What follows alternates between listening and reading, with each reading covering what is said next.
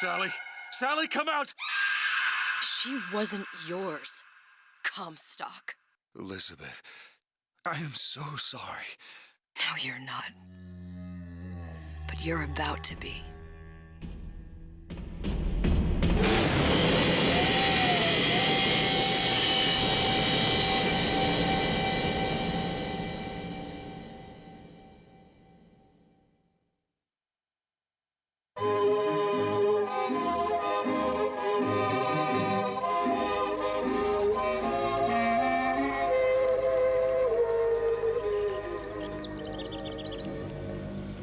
Mademoiselle? Yes? Quel est votre nom? Elizabeth. Pour vous, Elisabeth. Oh, no. No, I couldn't. I can't accept... Je vous en prie. J'insiste. Oh, thank you.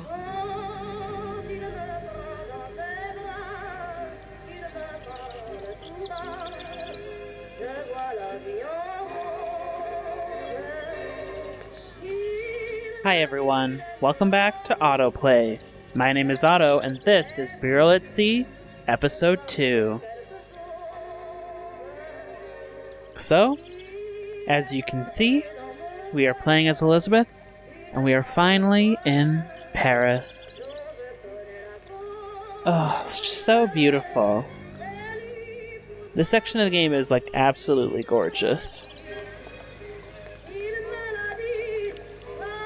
And I love this song. Ugh, it just makes, like, it just stirs something in my heart. Bonjour, mademoiselle. This opening just... Comment ça va, Elisabeth? It just, like, stirs something in me. I can, like, can't Bonjour, even... Monsieur Surratt. Bonjour, mademoiselle Elisabeth. Je manque d'inspiration aujourd'hui. It just stirs something in me and, like, just hits me at my core. Oh, I just love it so Comment much. ça va, Elisabeth? Look at this fucking kid. Bonjour Elisabeth. Bonjour. Just as they do in France, dancing with the baguettes. Comment allez-vous? Ça va bien?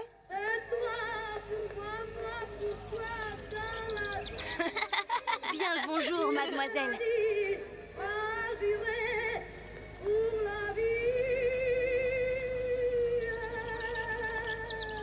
Bonjour, mon petit trésor. Je vais te croquer. Look at this ugly baby. Like, that is clearly just a man's head shrunken. The only blemish on this section of the game. Oh, it's just so gorgeous.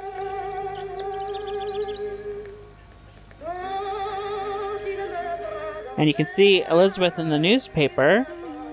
It says, "Beautiful girls come to France for the spring." And then the little subtitle is, "Who is this pretty young girl?"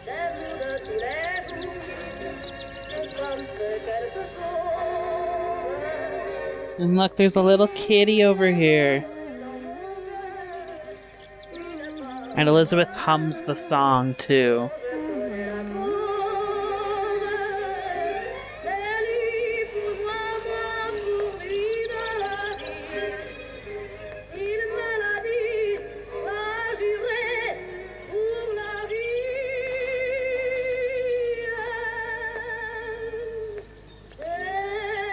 Ugh, look at this just... Oh, my heart. Comment ça va, Elisabeth?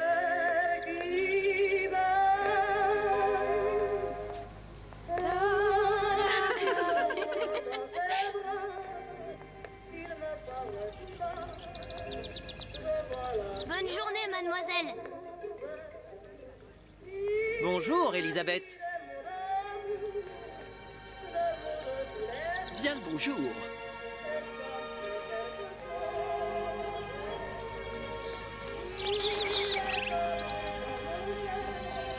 Bonjour, mon ami. Alors, tu as parlé à la jolie petite américaine? Oh, bonjour, mademoiselle.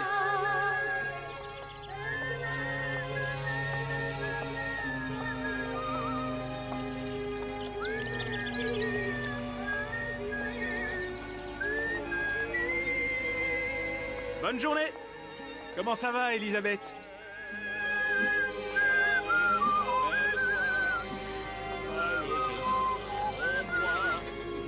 Bonne journée. Bonjour.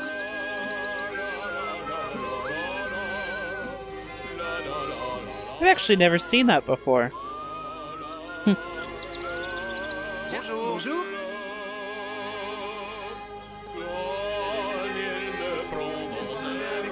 Claude? Sois pas jalouse, ma petite.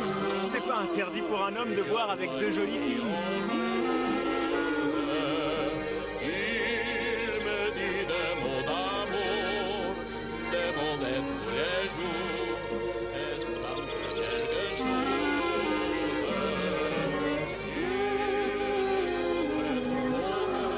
Viens jouer avec nous, Elisabeth. I'm sorry, Cosette. Next time, I promise. Oh, dommage. Bien le bonjour, mademoiselle.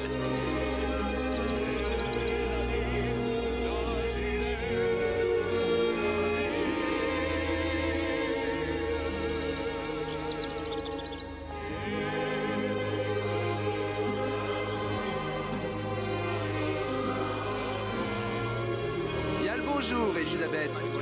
This baby's a lot cuter. Comment allez-vous? Bien le bonjour, Elisabeth.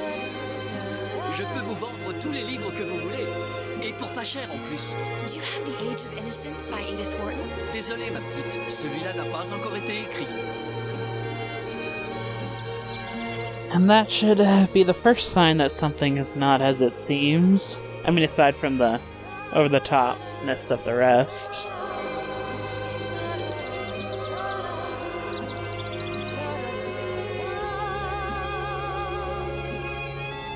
Comment allez-vous? Bonjour. Il va falloir que tu me guides, parce que je me suis perdu dans tes yeux.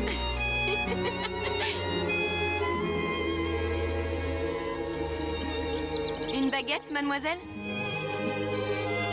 And look, a little puppy dog. Bonjour, Elisabeth. Oh, écris-moi encore un poème. Christian, mon amour. Tout ce que tu veux, Roxane. Un baiser? Mais à tout prendre, qu'est-ce? C'est un secret qui prend la bouche pour oreille. Un instant d'infini qui fait un bruit d'abeille. Une communication ayant un goût de fleur.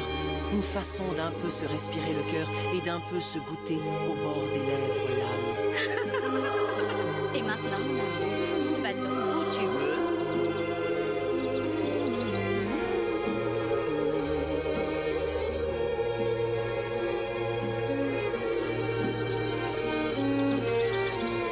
Une baguette? Bonjour, mademoiselle. Le pain est frais, le ciel est bleu et vous êtes resplendissante.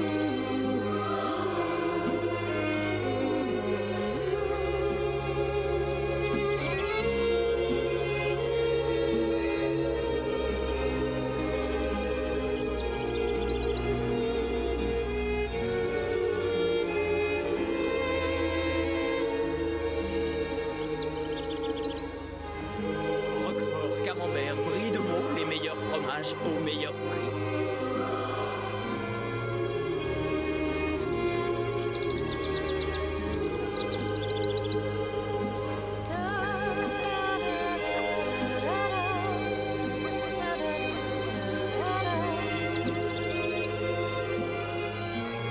Elle est tellement plus belle en vrai, tu trouves pas? Si tu veux mon avis, il y a des choses qu'il vaut mieux garder en rêve.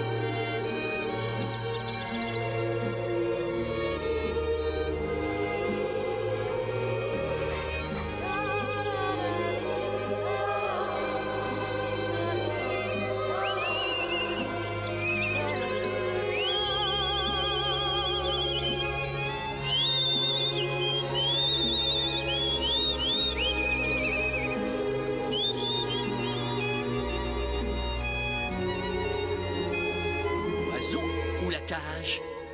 Oiseau ou la cage? Pourquoi pas les deux?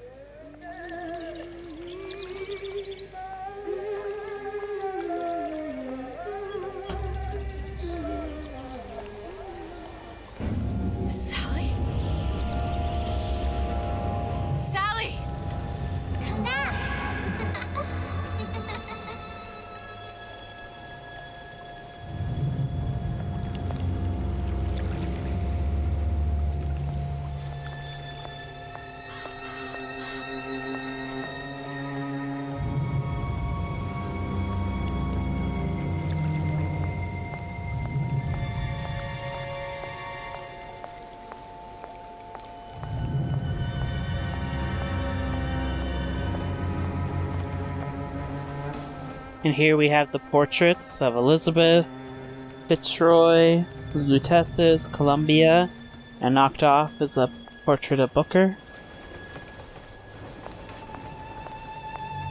Sally, wait! Come back! The doll's head. Come back! Wait!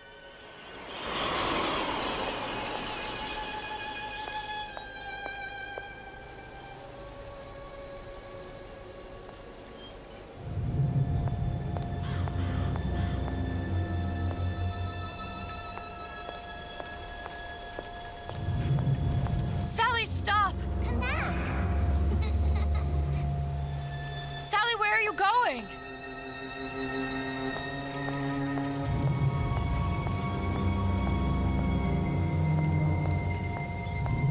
Come back! Sally, hold on! Come back!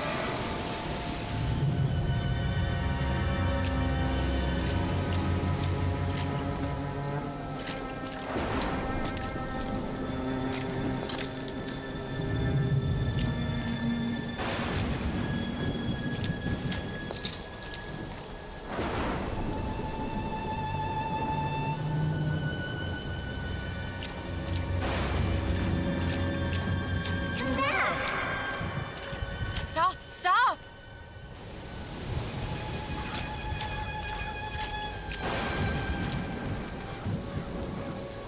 Where did she go?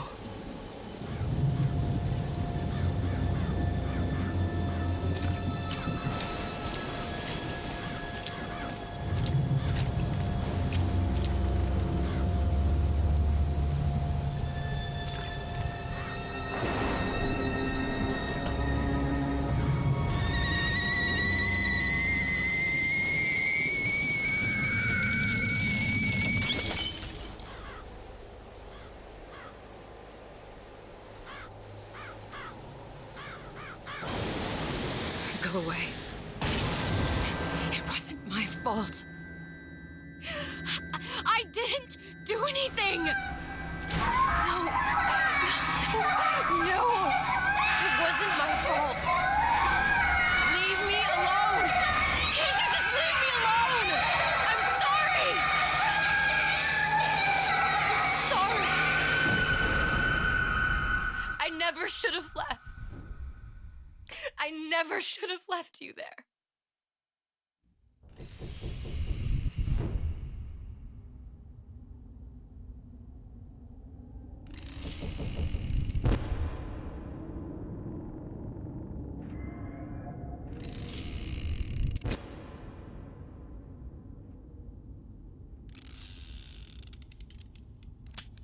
Empty? Empty again. What are the odds? What's the hold-up? Just having a bit of a laugh, Atlas. This ain't a sporting event. Put a bullet in her. No need to torture the poor girl. We're not animals, you know. All right. Let her go! Quiet down, dear. In a minute, all your problems will be over. Elizabeth, tell him you can get him back. Booker? Booker, what? Say, I don't I can understand. How? Say, I can get you back to Rapture. What? Just say it. I can get you back to Rapture. Put the gun down. Now, what was that you said about Rapture? I can get you back to Rapture. And how you plan on doing that, sister? You some kind of magician? Suchong. What? Tell him Suchong. Suchong. And how do you know that, slant-eyed wonder? You're his lab assistant. I'm his lab assistant. If it escaped your notice, Andrew Ryan sunk us 5,000 fathoms below his shining city. How does Suchong propose to get us back? That's between me That's between me and the slant. and the slant. But if I do this, the girl goes with me. Little sisters are worth their weight in gold. She's not up for negotiation. Last time I checked, back in the city, they were making little sisters by the dozen. That's a right fairy tale you've dreamed up, sister. But if you're lying, we can just as well kill you tomorrow. Down here, we got nothing but time. In case I need to get hold of you. If you see Suchong, tell him Atlas says he hasn't forgotten him.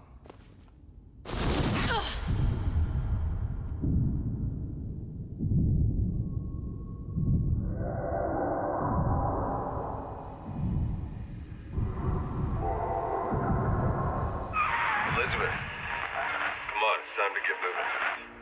Booker? What? Over here, on the radio. You're not Booker. Well, of course I ain't. What have I gotten myself into? I didn't orphan that girl. I didn't kidnap her.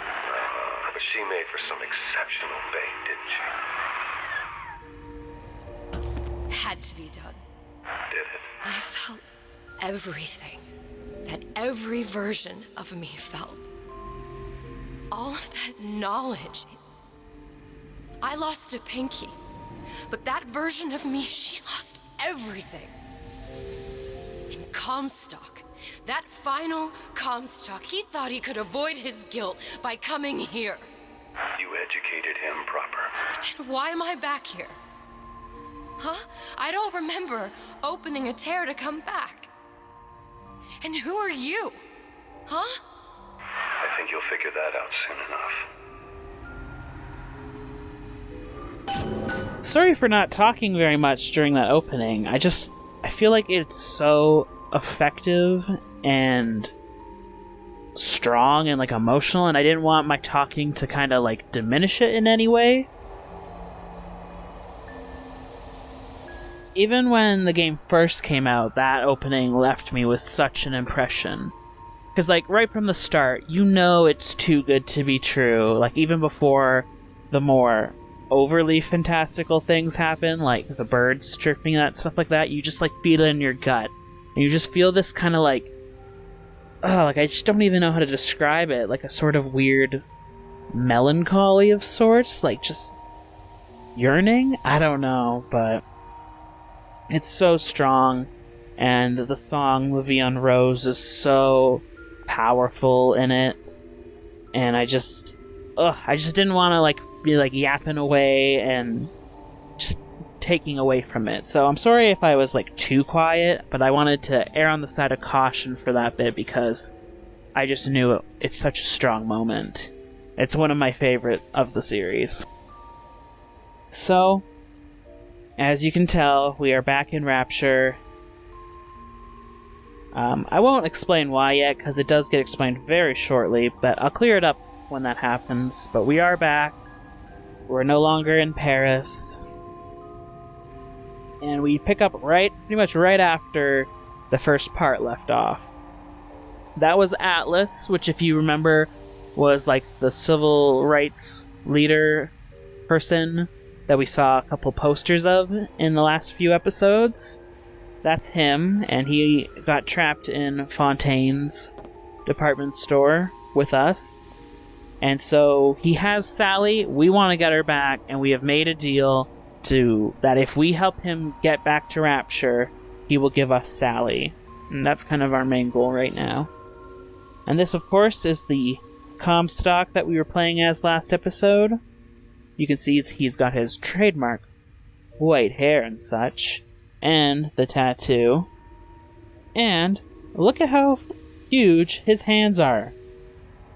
I swear, the characters in this game have, like, weird clown proportions. Anyways, let's continue on. Look at just the damage to the toy department from our fight with the Big Daddy, though.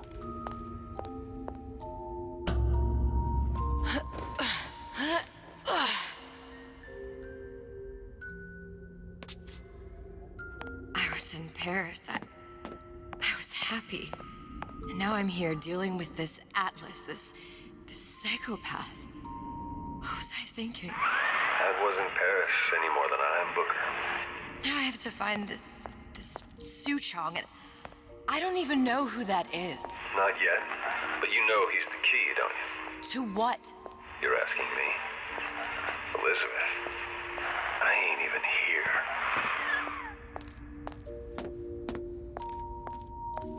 So yeah, we're talking to Booker on the radio, but obviously it's not really Booker, because Booker is dead. it does explain what this Booker is, again, very shortly, so I'll clarify it then. And there's Rapture up on the hill.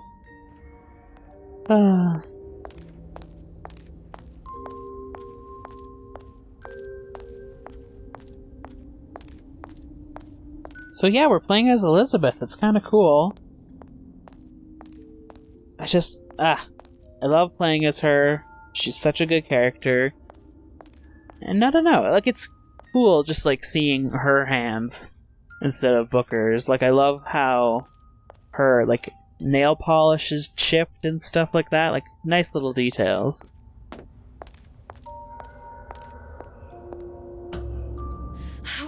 What are you? Huh? And how did you know exactly what to tell Atlas? Let me ask you a question. You feeling like yourself, Elizabeth? I feel strange and smaller. I can't see the doors. What's behind the doors? I can't see the future. I can't even see any tears.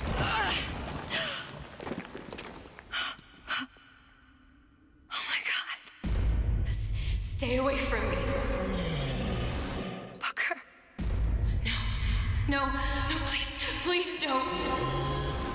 I died here. I was killed by that. Stay away from me! But then, how am I here? How can I be dead in this world and yet... My finger. What am I? Huh? I don't understand. If we're going to end up in the same place until it's in harmony down the ride... Are you being cute? I've come round to your way of thinking. Have you? Yes. I do believe one can change things, but after all the bother, one often wishes that one had not. You're a fatalist. A physicist. A fatalist. So was Newton, especially when it came to apples falling from trees. They always contrived to land with a splat.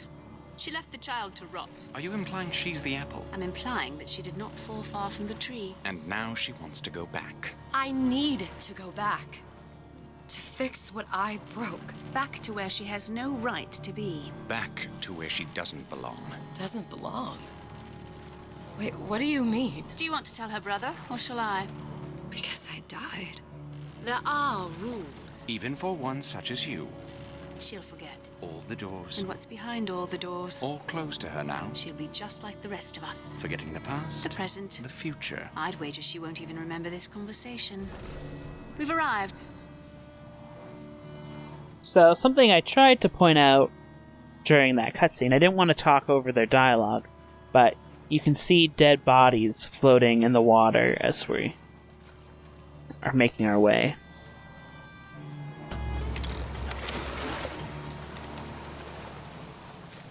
You're trading omniscience and croissance for death and mildew. I left Sally to rot. For what? So I could punish Comstock?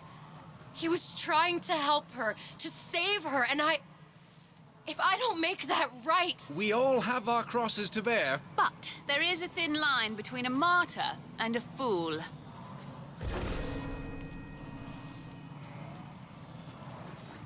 So, this is one thing I would usually save for an outro, but I have a different plan for the outros. So I'll show it here now, but if you wait on the right here, the Lutessas will start singing something. Row, row, row your boat gently down the stream. Merrily, merrily, merrily, merrily, life is but a dream. Row your boat gently down the stream. Row your boat Merrily, gently down merrily, the stream. merrily, life Merrily, is but merrily, a merrily, dream. merrily, life is but a dream. Gently down the stream.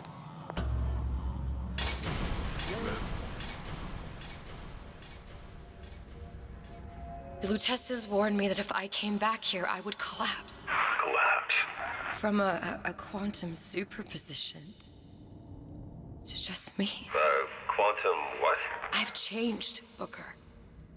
No tears, no cosmic knowledge. Just a normal girl. With a normal pinky. Wait, if I can't open tears, I'm never leaving here, am I? I'm never going back to Paris. You're just what? You're just the fragments of my memory telling me what my future holds? You decided to come here, Elizabeth. You knew what that meant. Only option, as I see it, is to trust yourself. Find Suchong. So, that might seem like a lot, so I'll try to explain it basically as best as I can. So, after the Big Daddy killed Comstock, he then killed Elizabeth. Since Elizabeth is, special, and is, in a state of quantum superposition, essentially this just knocked her out of this door, like this timeline. But she could, still live on, she died in this timeline, but her existence continued in other ones. Kind of like how the Lutesses died in their timeline, but they are still able to, exist throughout multiple timelines. So after killing Comstock, getting killed herself, and getting booted out, she went to this alternate version of Paris that was kind of like a mix of Paris and what she wanted Paris to be like, and that's why they was very heightened and stuff like that, and wasn't quite real. But while she was there, she got hit with guilt over what she did to Sally, and how she just left Sally there after this was all over. That she, hurt this child, used her as bait, and then just ditched her as if she doesn't matter. Because, to Elizabeth, she, doesn't matter, when you are able to see all these universes, what does the existence of one person's life mean to you? Right? Anyway, she was racked with the guilt, so she decided that she needed to come back and fix what she had done. That she owed Sally a debt. But the Lutesses warned her that if she were to go back to a door timeline in which she had already died, she would collapse. She would lose all of her powers, she'd forget everything that she had seen throughout all the doors, and she'd be just a normal person again. With one normal life, But, for whatever reason, and this is kind of part of the mystery of the episode, is she decided that it was worth it. And why she decided that it was worth it is a mystery to Elizabeth now, because she forgot what she had seen. So, part of it through the episode is Elizabeth trying to figure out what the past version of her was thinking when she decided to give up her, for lack of better words, superpowers in order to try to save Sally. So I won't go into too much detail about that, because I do want this playthrough to not be spoilery, but I thought I would just explain it now, in case if you were mixed up. And the Booker that we're hearing on the radio is not Booker, it's the fragments of Elizabeth's memory of what she saw, communicating to her. It's basically Elizabeth herself communicating in a version of Booker, it's in her mind. It's mostly a narrative thing, so that all the episodes and BioShock still had them as a duo. But technically, anytime Booker talks, it is Elizabeth's subconscious or whatever talking to her. Yeah, I think that's the big thing. But basically, Elizabeth has no powers now. She's just a normal human girl. She can't see tears, she can't open doors. She has one life. And that's actually something I wanted to touch upon right away, is that in the past games and the DLC, if you died, Elizabeth, would revive you, or you'd be pulled from another universe or whatever, and you'd just continue on. In this game, the idea is that once Elizabeth dies, she's dead forever, and you just load a new old checkpoint, right?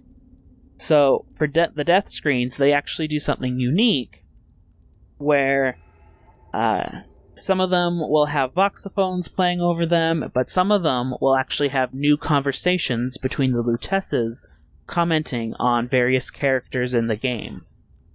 So what I decided to do, since, you know, I love my unique outros, is I decided that I would save all of those death screens for the outros. So if I die during gameplay, I'm just going to cut it so you won't see it, and we'll save it for the end. There's about, I think, 5 or 6 different game over death screen conversations between the Lutesses, and that happens to work out pretty much perfectly with how many episodes I believe this Let's Play will be. So, yeah. Oh, another thing I wanted to point it out. Hold on. I'm gonna get us going on this stair thing before I talk about it. So another thing I wanted to point out was that Elizabeth's Paris nightmare was full of foreshadowing for what's about to come. And you probably already picked up on it, but right when the nightmare started, I looked back towards the river, and there was the Lutesse's rowboat going down it. So a lot of the things in that sequence foreshadow what's to come. I won't explain them yet. I think I'll explain them after the ending, just to like clear them up. But that is something to think about.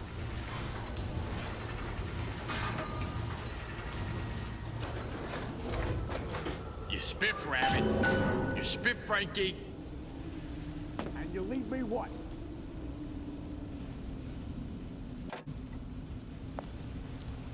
Oh, another thing I should mention is that in this DLC, stealth is a big feature. Because, you know, Elizabeth isn't Booker. She's not a previous soldier. She's not a Pinkerton office. She's just a girl who did a lot of book reading and that kind of stuff. So, for her, they decided to focus on stealth mechanics.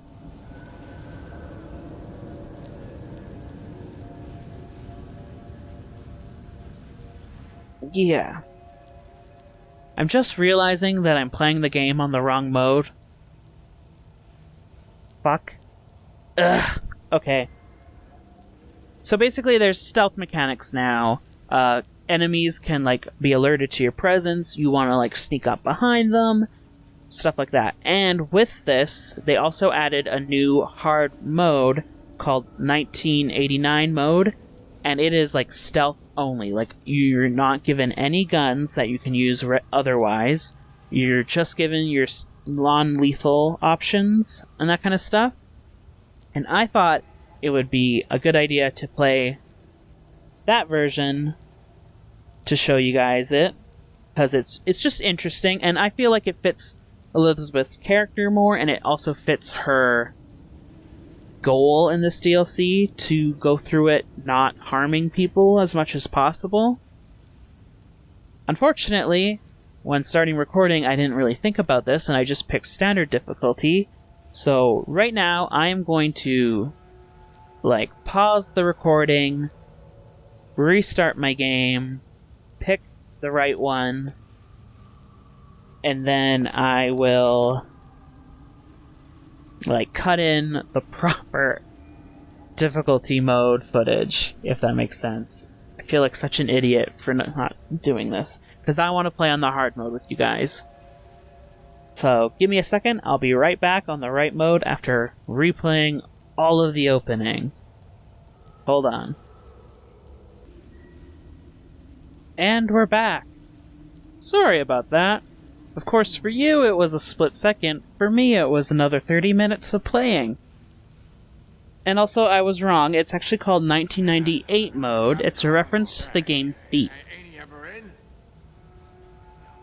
When I first played this game, I actually played it on medium difficulty, but I decided to play non-lethally, and it was so hard to do. And then when I replayed the game with my friend Sierra, I decided to try 1998 mode, and it's actually, you know, balanced for non-lethal stuff. It was so much easier than my, like, makeshift 1998 mode that I did. It's crazy. But basically, you just don't get guns, you don't get that kind of lethal weapons. Everything you get is non-lethal stuff.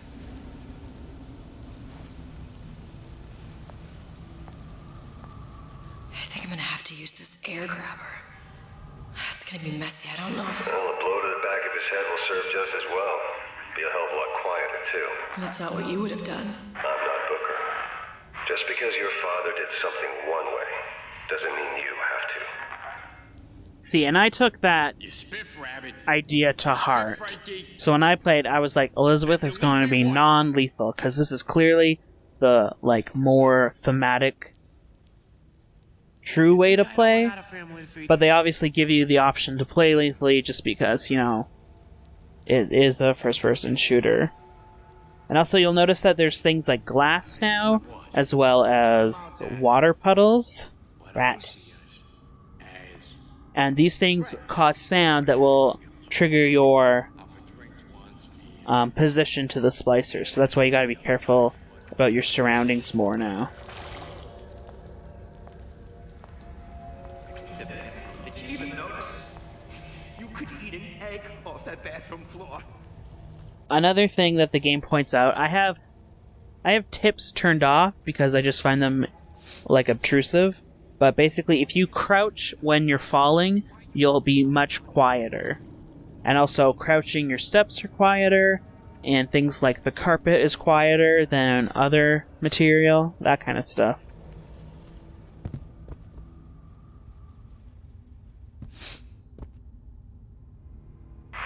You'll want to get the drop on him, and quiet. He can't hear what's only in your head. Alright. Change, sugar. I can. So you'll see that he'll get 2 bars. Well, he's not getting up anytime soon. And what with his head all attached to his body. From here on, it's only gonna get worse. And how much worse is up to you. Yeah, see, I feel like it's a big thematic thing. So that's why I feel like it's better and more truer to the game to play non-lethal for Elizabeth. So this is the Orion Preparatory Academy. It's basically like, here's where Rapture parents would take their kids to learn all about Rapture culture and stuff like that. Like, it's school, but the Rapture way, and it's, of course, it's still, like, a bit heightened and stuff, but, like, it is kind of funny. And this splicer is, like, a male teacher, basically. Don't return to mud. Get them young enough. You can mold them for life. Now, let's get his lockpick. So I want to look around a little bit. Like, you have a corner of shame. I will not share my toys. Like, it's just, like, one of those, you know, like, it's a bit of a, like, hyperbolic joke, but at the same time, this is kind of what their beliefs were, you know? Today's art lesson, draw a parasite you met today. Mrs. Turner. Daddy's girlfriend. Mommy. Interesting that they're all women. That seems a little loaded. Oh, another big thing is vents. Elizabeth can crawl into vents in this game. So, like, if you get spotted by a splicer, this is how you kind of, like, avoid detection. You jump into a vent until they, like, decide to look away, you know? And, as you'll see, there's usually, like, items hidden in vents. Like, here we have some chocolate bar and some coins. So, like, it can be pretty good to, like, use it to explore more and get more of the world. Another thing is that Elizabeth cannot do melee executions with the air grabber. or skyhook, and if you try to use the skyhook on an enemy when they've noticed you, all you can do is kind of push them back. You can no longer knock them unconscious. So there has to be an element of surprise.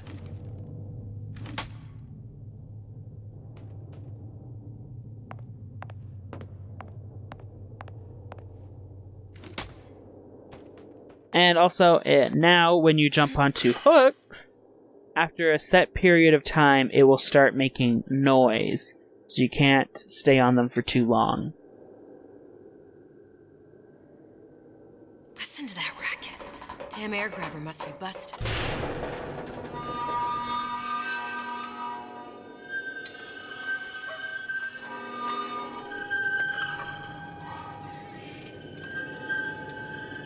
Like, it's really loud. So it kind of like encourages you not to camp anywhere. Like, you gotta keep moving. And then also, if you crouch as you are falling down, you'll have like a more quiet landing than otherwise.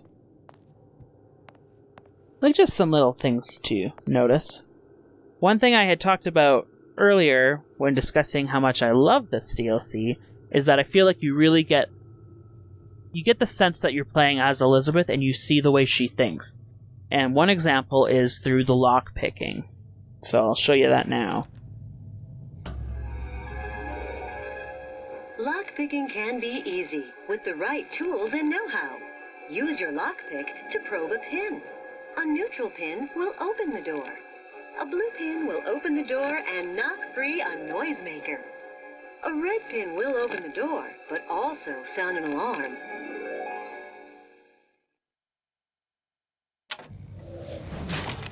Simple enough. Just a 6-pin tumbler. But there's an alarm. That could come in handy, though. Yeah, see, I just love that effect of, like, it turning illustrated and, like, you see the way that her mind is, like, picturing it, broken up into parts. There's a lot of things like that in this DLC, and every time it happens, I'm just, like, over the moon about it. Also, obviously, this isn't really how real lockpicking works, but it's just, like, a fun way to gamify it. Oh, another thing in this game is before... I don't want to start that. Before, whenever you would pick up a med kit, it would just apply automatically. In the original BioShock, you would actually store medkits and then you can choose when to use them. This goes back to that. So now when you pick up a medkit, the little heart in the corner will turn into a number. And to use it, you just like press a certain key to use it when you want it. It doesn't automatically apply. And these names here, in the bonus episode of BioShock Infinite, I talked about how there was a name in the game contest for the rankings, and these are the winners.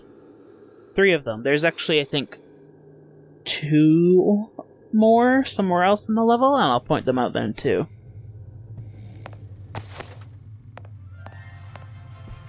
Hello, children. I'm Ryan the Lion. I'm here to tell you about Peter the Parasite. If I bake a pie, isn't it mine to enjoy? No, says Peter the Parasite. We all deserve a piece. If I earn a nickel, isn't it my right to buy candy if I see fit? No, says Peter the Parasite. You must only buy fruits and vegetables. If I can afford to see the doctor, is it my concern that others cannot? No, says the damnable parasite.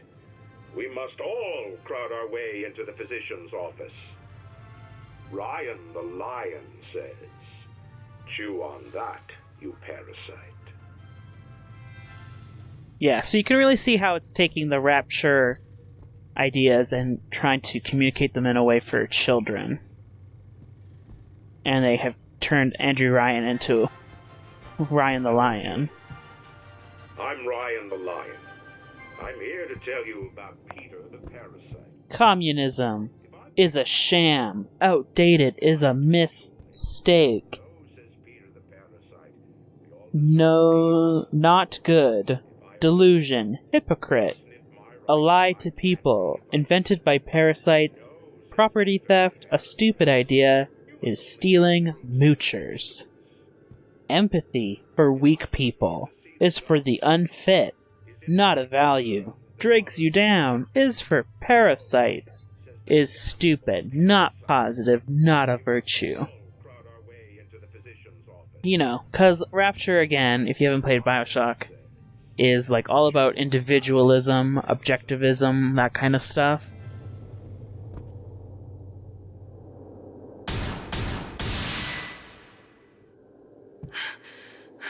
What was that? You know, don't you?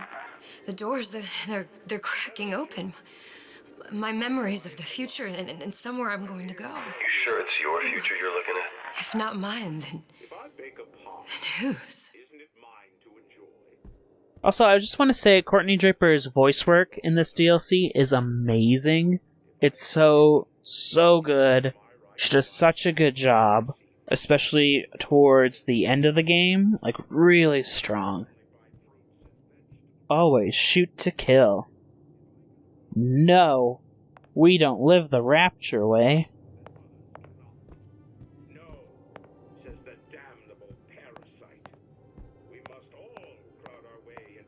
Just want to make sure we didn't miss anything. Yeah, we're good. For the pacification of disruptive children. This is one of those things that's there to explain a gameplay thing, and because it's explaining like a really big gameplay thing or a bad gameplay thing, it's like a little much, a little on the nose, but it's basically a crossbow with tranquilizers to explain how you can do non-lethal stuff. But it's used in the school setting, of course. You sure you're ready to use that? It's a crossbow. Looks like the bolt delivers some kind of sleep agent. Probably phencyclidine or sodium thiopental. They had all kinds of books in my tower. How do you think I always knew what ammo to toss you? Knowing ain't the same as being ready. Why don't you ask Comstock how ready I was? Your father's blood runs in your veins, but it doesn't have to be on your hands. And It's what up does to you. Ryan the Lion warn us? Those who cannot create will always steal from those who do. Where is your empathy? Asks Peter the parasite while he picks your pocket. Do you know this word? Empathy. You'll find it in the dictionary under L-I-E. Ooh, she started to see us. All right, boys. What does Ryan the Lion tell us about the tragedy of the commons?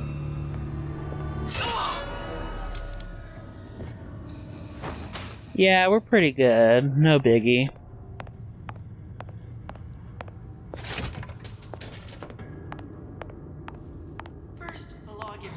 See, now that is definitely Yuri Lowenthal.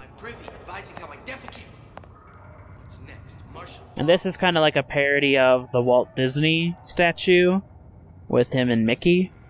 There's no free lunch. Let's check if there's anything in the events that we might want.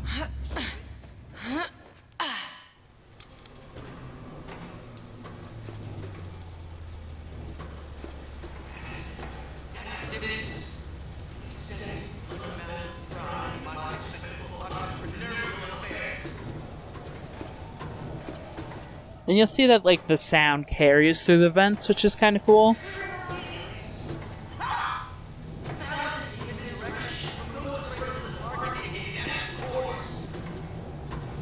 It can be a little unwieldy, because like you would think with the way that this guy's voice is, like how loud it is. Oh, how did we miss that? Nice. You would think that he's in this room, but he's actually in the next room. So sometimes it can be a little wonk, but I guess that's to be expected.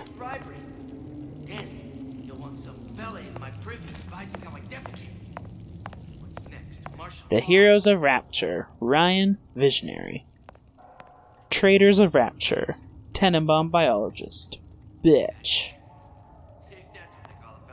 Heroes of Rapture. Cohen, artist. We met him last episode. The Heroes of Rapture.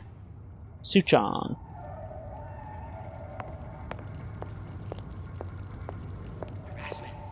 That's what this is. Hot dog, 25 cents. Hamburger, 25 cents. Sandwich, 15. Water, 5. Even water. They even sell water for money. Juice, 5. French fries, 15. Today's special. Fallacy and misdirection from those afraid to let the market take its natural course. I like this idea of this area, but it's kind of weird once you stop to realize that this is in a department store. I don't think they thought that part through when designing this, because it doesn't quite make sense for that. Then again, I guess in Rapture, there wouldn't be public education. This would be a for-profit thing. So I guess maybe that's part of it. A law against bribery. And you'll want some Bella in my privy advising how I defecate. What's next? Martial law? You'll notice a little suggestive reading material below decks here. That's a little foreshadow for an interesting area that's coming up. Determined? Uncompromising? Then fine. The shoe fits. You got me. Crap. Harassment. Shot him in the ass.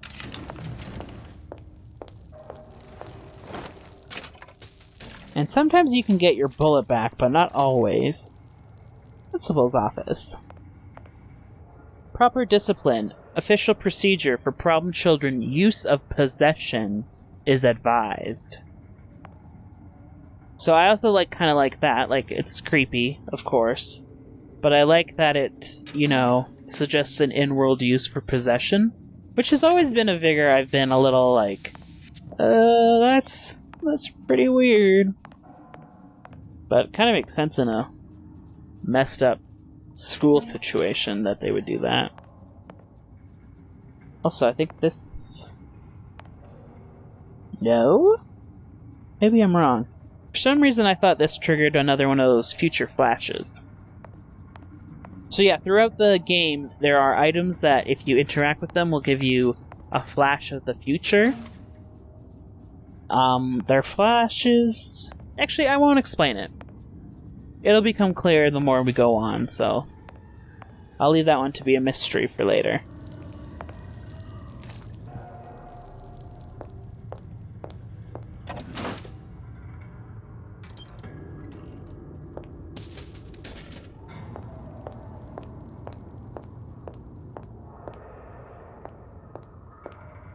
I'm actually kind of surprised we haven't found an audio log yet.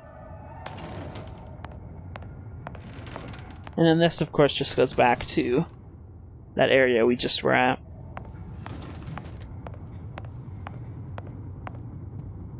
Parents, ensure your child becomes a model citizen with the Ryan the Lion Preparatory Academy.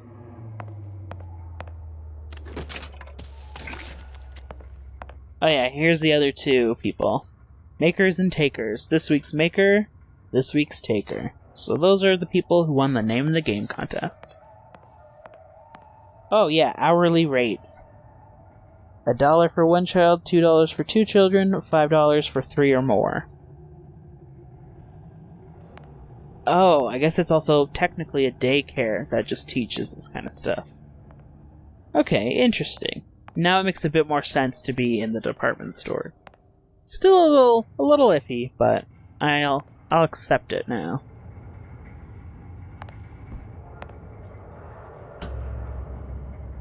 Little callback to the first BioShock episode. Look, Suchong.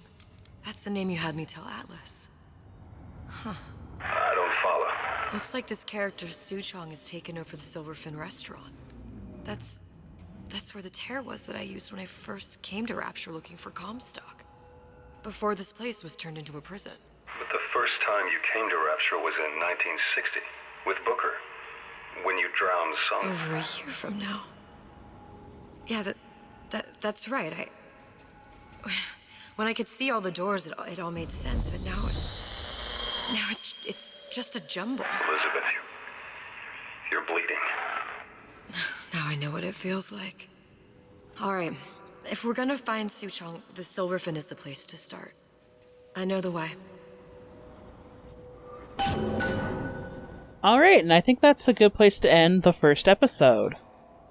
I hope you guys are liking the DLC so far. I think it's really something special. I think it has a clear focus to it, a clear theme that it wants to deliver on, and it moves forward with great intention and purpose, is what I'll say. Like, it knows what it wants to do, and it sets out to do it, and it does it really, really well, as far as I'm concerned. And yeah, the more we play, the more you'll kinda get to feel... I hope you'll see what I mean when I say that it really feels like it portrays what it's like to think and be Elizabeth very clearly, like way more than it does Booker, anyway. And one of the big moments that makes me think that is actually in the next episode, so something to look forward to. And yeah, if you peeped over in this corner, yes, that is an adult bookstore/sex shop. And we will get to explore it in the next episode. So, we'll look forward to that. And I'll see you then. Bye.